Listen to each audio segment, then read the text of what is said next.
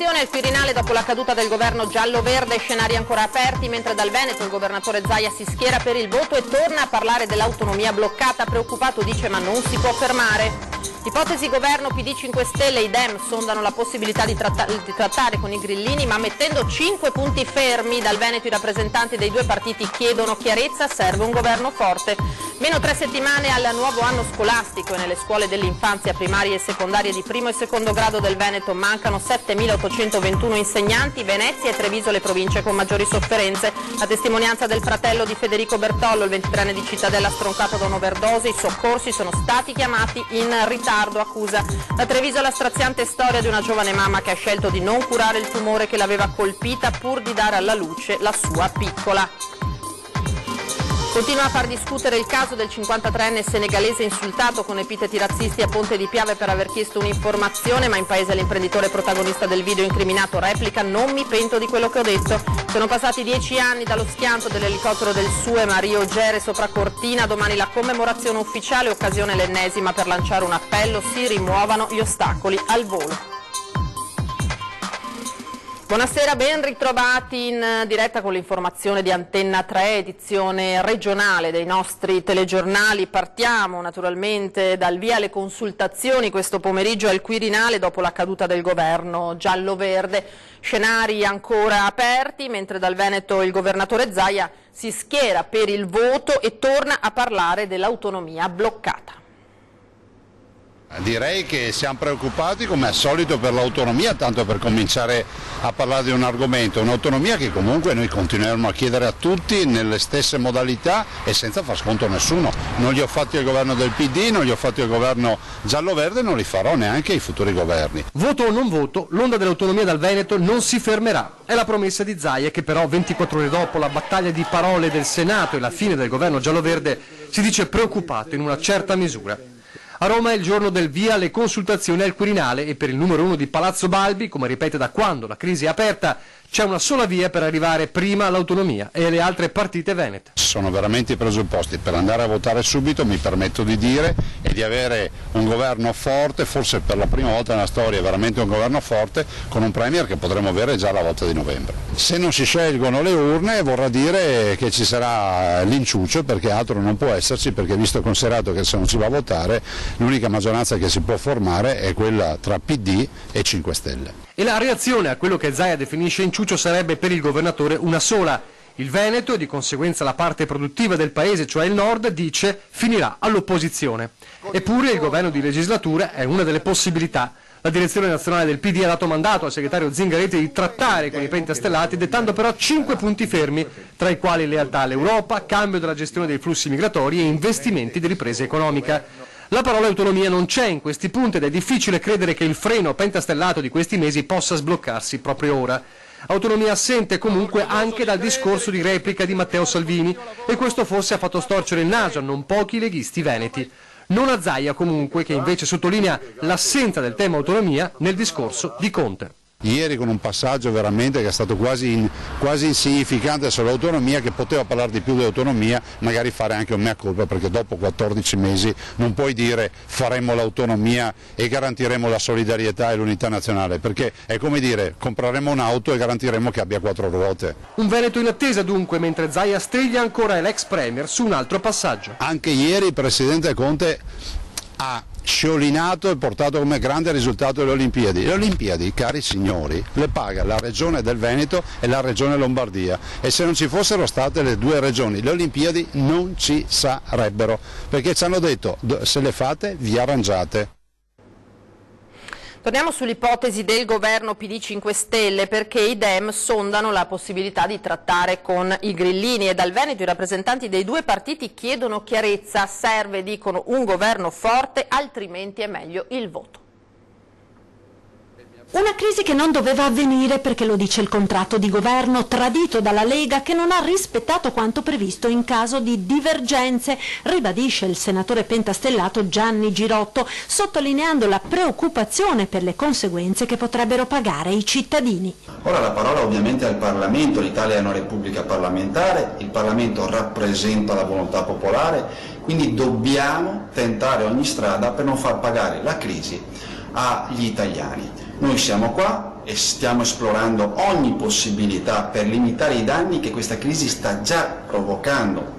E da Presidente della Commissione Industria penso a una norma per le PMI del settore edile, impiantistico, fotovoltaico che avevamo già in elaborazione ma che ora a causa di questa crisi deve purtroppo aspettare. Nessuna soluzione raffazzonata per il segretario del PD trevigiano Giovanni Zorzi. Abbiamo quasi 3.000 posti a rischio, posti di lavoro a rischio. Abbiamo 1.000 giovani che emigrano ogni anno alla ricerca di fortuna altrove. È evidente che di fronte a questi problemi, tra cui anche un clima culturale che agita inquietudine, rabbia, intolleranza, non serve un governo raffazzonato di corto raggio. Noi siamo per una soluzione immediata che possa essere un nuovo governo di ampio respiro, di discontinuità e radicale e oppure un ritorno al voto.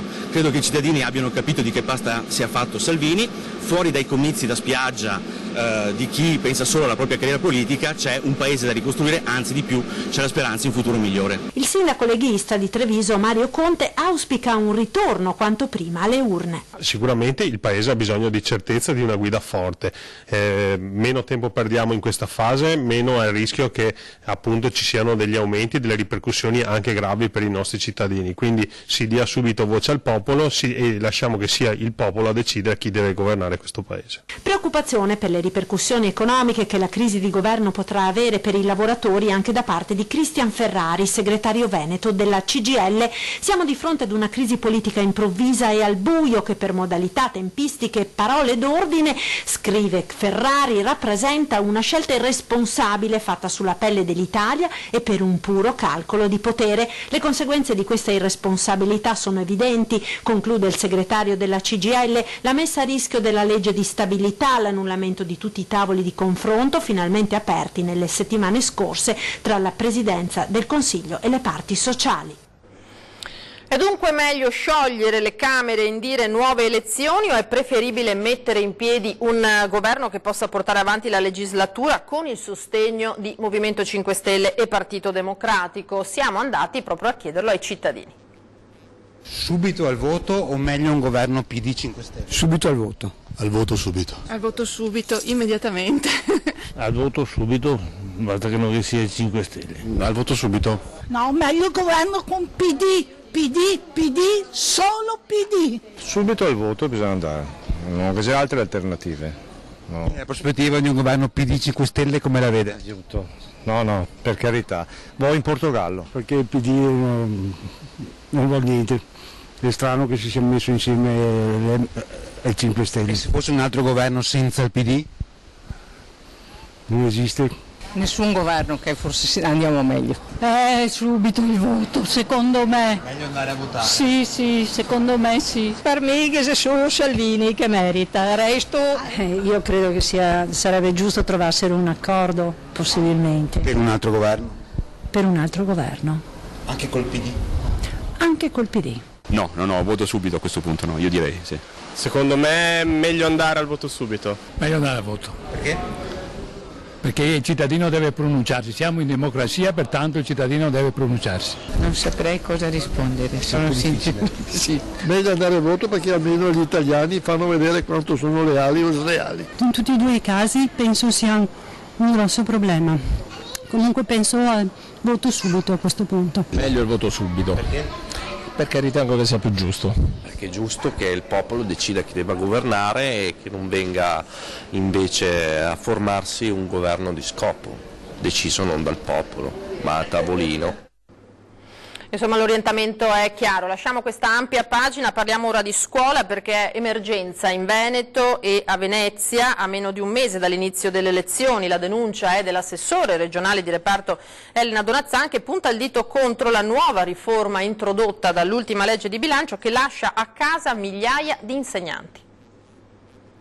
Mancano 3 settimane al suono della prima campanella del nuovo anno scolastico e nelle scuole dell'infanzia, primarie e secondarie di primo e secondo grado del Veneto mancano complessivamente più di 7.800 insegnanti, di cui 2.284 di sostegno.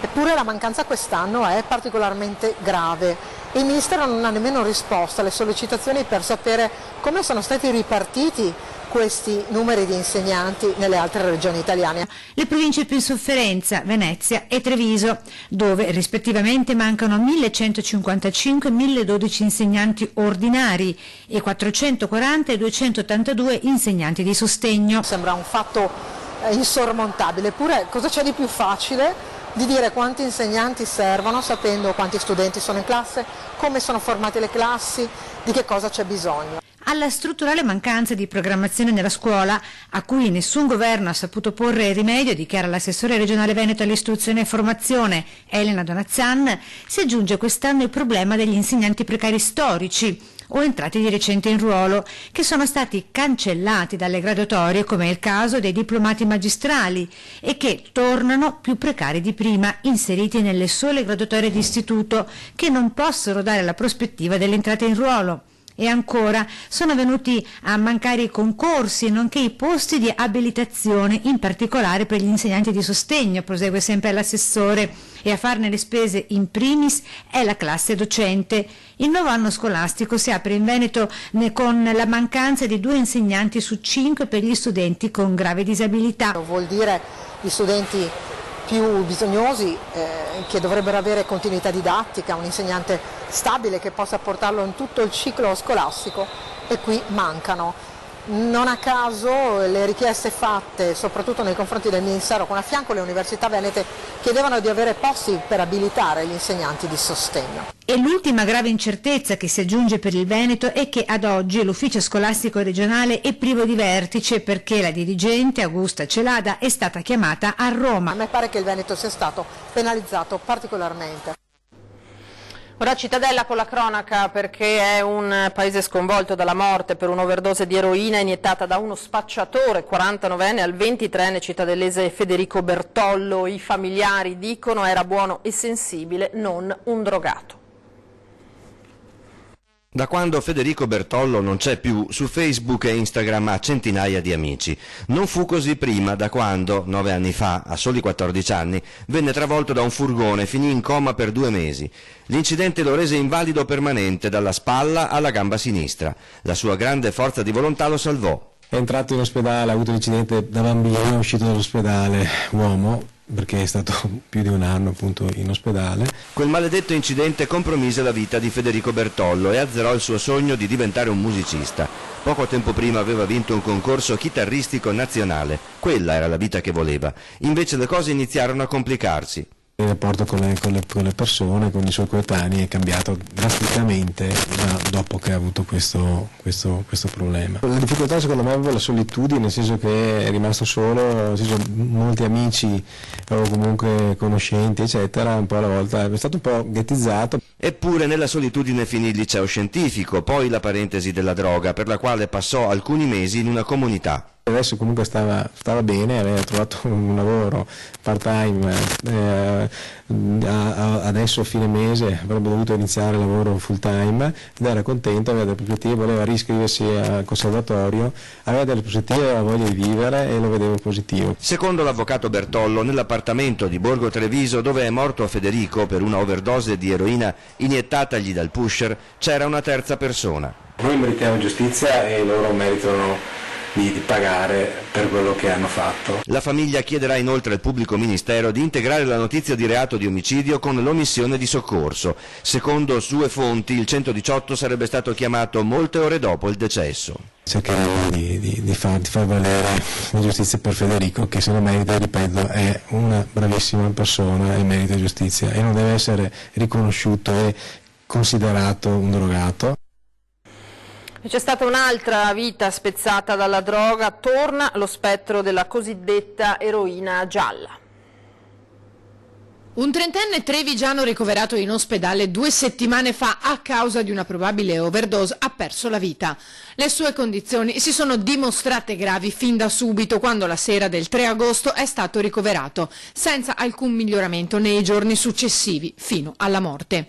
Si era sentito male nella sua abitazione di Via Pinelli poco dopo le 20. Era stata la sua compagna a lanciare l'allarme al 118, il cui personale, una volta giunto sul posto, l'ha caricato in ambulanza per portarlo al pronto soccorso d'urgenza. Le forze dell'ordine si sono subito messe al lavoro per cercare di capire da dove sia arrivata la droga e anche questa volta la pista principale è quella della cosiddetta eroina gialla di Mestre, che ha già portato a diverse morti negli ultimi anni. Sembra infatti che il ragazzo frequentasse regolarmente gli ambienti della tossicodipendenza mestrina e probabilmente è proprio lì, nell'area della stazione, che potrebbe aver acquistato la dose che gli è costata la vita. Da Treviso invece la straziante storia di una giovane mamma che ha scelto di non curare il tumore che l'aveva colpita pur di dare alla luce la sua piccola.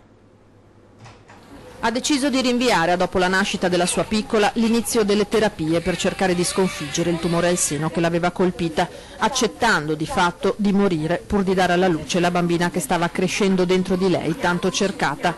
Glory Obibo, 29enne nigeriana, arrivata 9 anni fa in Italia da richiedente asilo, è morta domenica all'hospice di Casa dei Gelsi a Treviso, lasciando il marito Samuel Nashimben e la figlia di appena 3 mesi. La scoperta della malattia poche settimane dopo aver saputo di essere incinta, una felicità che è dunque durata un lampo. Poco dopo è comparso un dolore al seno, sono seguiti gli esami, l'operazione, la scoperta di un tumore molto aggressivo che andava contrastato con la chemioterapia. Glory ha scelto la sua bambina, sottoponendosi solamente a terapie in grado di limitare gli effetti del male, non di contrastarlo efficacemente, per quanto possibile, visto che certezze di guarigione comunque non ce n'erano. La giovane mamma è andata quindi incontro consapevolmente alla morte, spegnendosi pochi mesi dopo aver dato alla luce la sua piccola.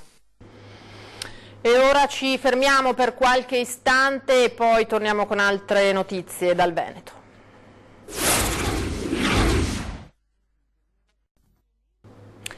Edizione regionale dei telegiornali di Antenna 3, ancora nel Trevigiano, perché continua a far discutere il caso del 53enne senegalese insultato con epiteti razzisti a Ponte di Piave per aver chiesto un'informazione. Ma in paese l'imprenditore protagonista del video incriminato replica: non mi pento di quello che ho detto. Cosa è successo? Cosa è successo? Che io qua una persona chiede dove abita un dottore, sbagliando la strada completamente, io l'ho indicato dove, ho preso le offese. È tutto malinteso allora? È tutto malinteso, ma no, quei personaggi che in Italia non vengono rispettati da noi, non vengono noi rispettati, devono tornare al loro paesetto. È la verità, non possono stare qua in Italia. Lei non è razzista? Proprio per niente. Io ho girato il mondo, giro il mondo e so come comportarmi sul mondo. Noi queste persone no. Questa persona l'ha offesa o è stato lei a offendere? Io non offendo nessuno, ho una certa età e so cosa vuol dire parlare. Loro vengono qua, credono di comandare. Questo è il discorso. Io qua sono ospiti, non mi interessa a me. Io sono italiano, tu non sei italiano. Chi ti ha dato la carta d'identità italiano è problema tuo. Chi te l'ha data? E lui perché dice, sono italiano, posso fare ma capito? Basta, cosa vuoi dire? Lei non è pentito allora di niente? Per niente va a denunciare una mattina dai carabinieri. Chi è che va a denunciare? Io, mia moglie. Chi va a denunciare? Prego. Qui è scritto sui giornali. Qui è scritto sui giornali. E lui non va a guadagnare perché lui è completamente malato il cervello. E va via con la Mercedes, non so mia. Su un extracomunitario con la Mercedes. Dire delle frasi così secondo lei non è razzismo? Non è razzismo questo qua, perché se io vado in un altro stato, rispetto il stato dove che vado, non quando vengono qua a comandare. Ma questo signore non ha rispettato lo stato, che cos'è che non ha? Non ha rispettato a persone che sono italiano, lui è italiano, viene qua uno che è diventato italiano, per modo di dire, offende un italiano che è nato di italiano. Dal 1100 che esiste Lorenzo. Dopo Cristo. Un pericoloso clima di odio ribatte il 53enne aggredito, mentre Ponte di Piave non ci sta a essere additato come comune razzista. Episodio isolato da condannare, dice il sindaco, ma la nostra comunità non è così. Vieni qua. Dimmi quanto è un pugno di Ripeto ciò che hai detto. Un negro africano torna in Africa. Non può dire nulla, soltanto avevo voglia di scaricare la mia rabbia su qualcuno. Lui può solo dire questa roba qua, perché niente di particolare. E io con rispetto ho parlato con lui, ma le parole che lui ha detto veramente è l'odio proprio, l'odio razziale proprio. C'è poco da spiegare, secondo Omar Seye, su quanto accaduto l'altro giorno a Negrisia, quando lui si è fermato a chiedere dove fosse l'ambulatorio del sostituto del suo medico. Senegalese d'origine, in Italia con la famiglia da 34 anni, Seye è perfettamente inserito nella comunità, attivo nel volontariato e collabora per iniziative di integrazione degli stranieri. È rimasto profondamente colpito ed amareggiato da quanto accaduto. Un clima pesante, quello che si vive in questi giorni a Ponte di Piave, prima con gli insulti a sfondo razziale nei confronti del ragazzo annegato a Jesolo il giorno di Ferragosto, poi quest'ultimo episodio. Seye ha informato i carabinieri dell'aggressione subita e ora cerca di capire il perché di tanto odio. Forse siamo in tanti, forse sono nuovi arrivati, forse c'è la crisi economica qui, manca il lavoro, forse c'è tanto forse, però non è questo. Noi dobbiamo fare in modo che il nostro mentalità, la nostra testa, l'anima, la fede non sparisce. E questa è l'importanza. Non possiamo perdere tutto, ma questo, se lo perdiamo, è finito. Intanto, mentre dalla sinistra, dal mondo dell'associazionismo e della cultura si alza la volontà di far partire da Treviso un manifesto antirazzista contro l'intolleranza, Ponte di Piave non ci sta ad essere bollato come comune razzista. È un gesto che condanniamo con fermezza e quindi massima solidarietà. Questo è un atto isolato. La nostra comunità, ci sono i cittadini che sono integrati, frequentano le nostre scuole, frequentano tutte le attività della nostra comunità. Ponte di Piave non è una comunità razzista e non permetto che per colpa di un fatto isolato venga strumentalizzata un'intera comunità che invece sta dimostrando anche nei gesti tutto dell'altro. Nuova protesta a Padova degli inquilini delle case popolari sotto la sede dell'Ater.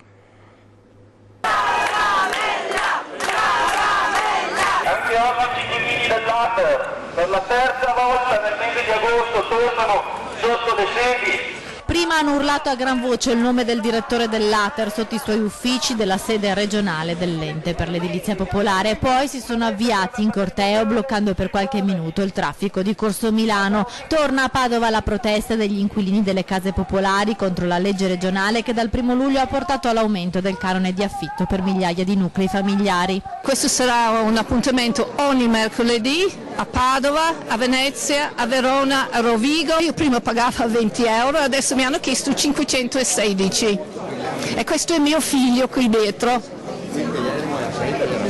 La protesta, la terza in un mese, non si fermerà, dicono gli inquilini che raccontano le loro storie. Mi sono stati aumentati di 150 euro quello che è il mio canone, quindi io vengo a pagare 400 euro, sono single con una figlia a carico. Da 2,20 a 4,20.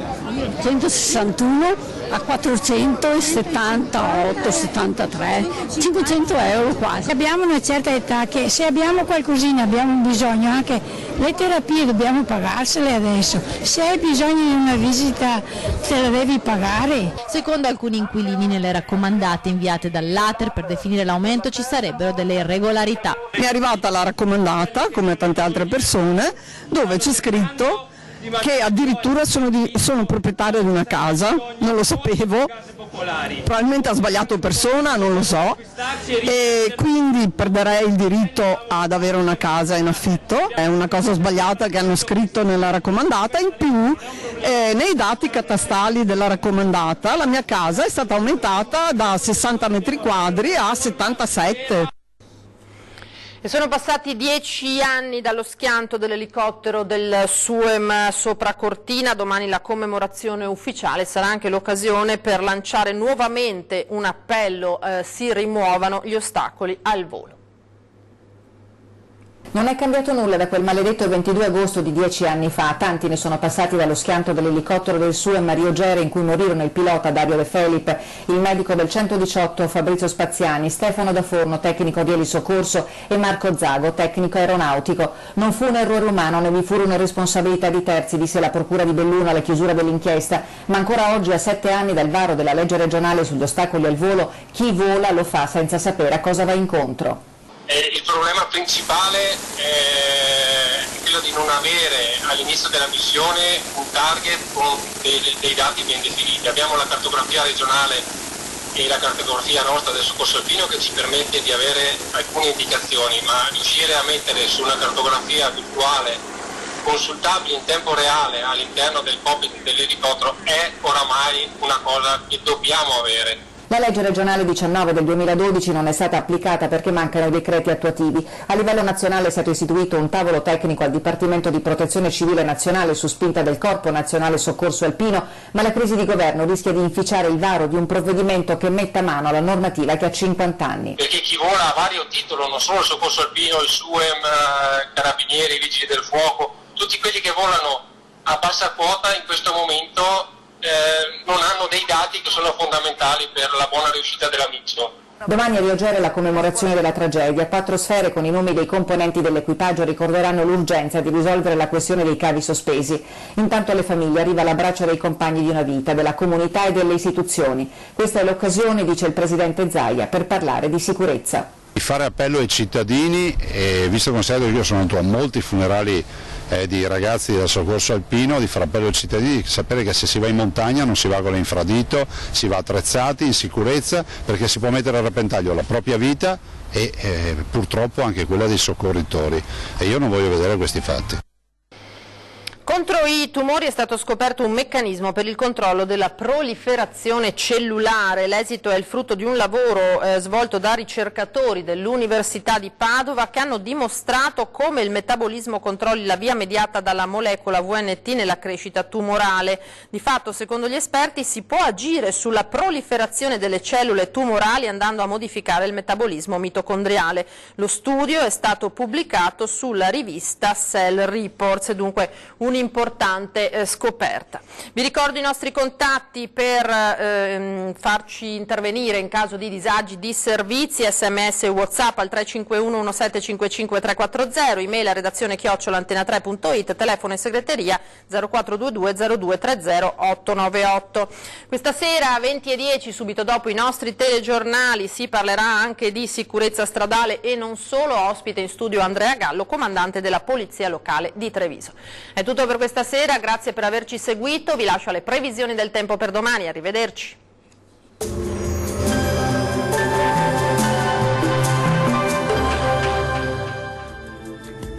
Bentrovati al meteo. Anticiclone in indebolimento, tempo instabile sulle Alpi a causa di una nuova goccia fresca in quota che darà luogo a precipitazioni. Vediamo il dettaglio di giovedì 22 agosto. Sul Veneto avremo un ampio soleggiamento dappertutto, il cielo sarà al massimo poco nuvoloso, qualche addensamento sui rilievi anche con isolati temporali localmente in estensione anche alle pianure entro la notte. Temperature minime tra 18 e 23 gradi, valori massimi compresi invece tra 29 e 31 gradi. Ci spostiamo ora sul Friuli Venezia e Giulia, dove avremo una giornata soleggiata ovunque con cielo al massimo poco nuvoloso. Tuttavia sarà possibile qualche piovasco sui settori montuosi, bel tempo invece altrove. Temperature minime tra 20 e 23 gradi, massime tra 29 e 30 gradi.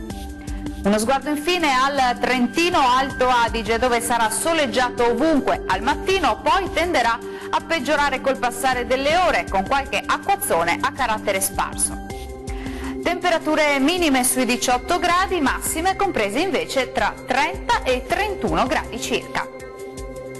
Bene, dal meteo di Antenna 3 per ora è tutto, io vi do appuntamento al prossimo aggiornamento. Arrivederci.